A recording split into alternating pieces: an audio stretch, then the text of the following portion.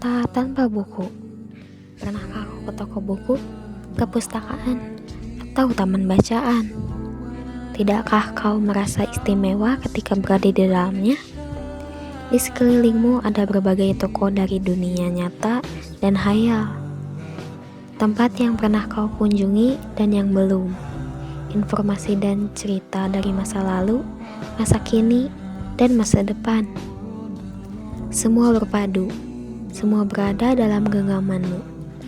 Saat berada di antara buku, tidakkah kau merasa menjadi raja dan ratu? Ruang dan waktu seolah menyatukan tanpa batas. Kau bisa terbang, melintasi sekat negara,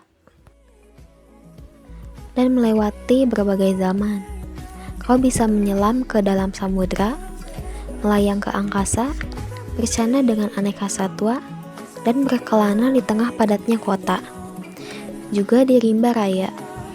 Kau tahu, buku adalah jendela dunia, kunci pengetahuan, dan pintu wawasan. Muhammad Hatta, sang proklamator berkata, "Aku rela di penjara asalkan bersama buku, karena dengan buku, aku bebas." Melalui buku, manusia terbebas dari ketidaktahuan.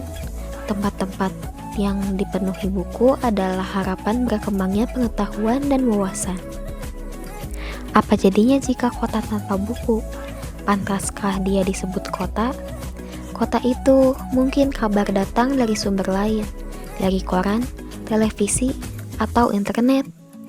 Mungkin informasi dan cerita datang dari cerita nenek moyang, bagai dongeng-dongeng sebelum tidur. Irama warganya pun tidak beda.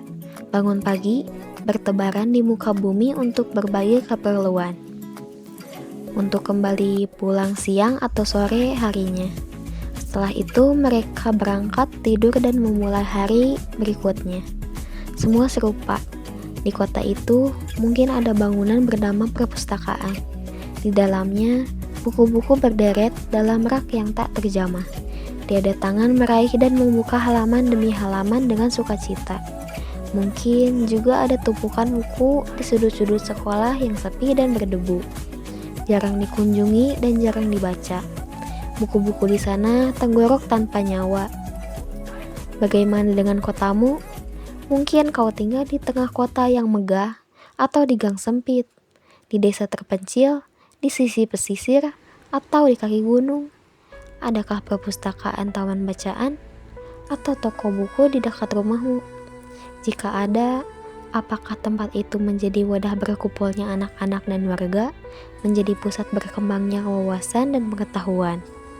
Atau hanya menjadi pajangan?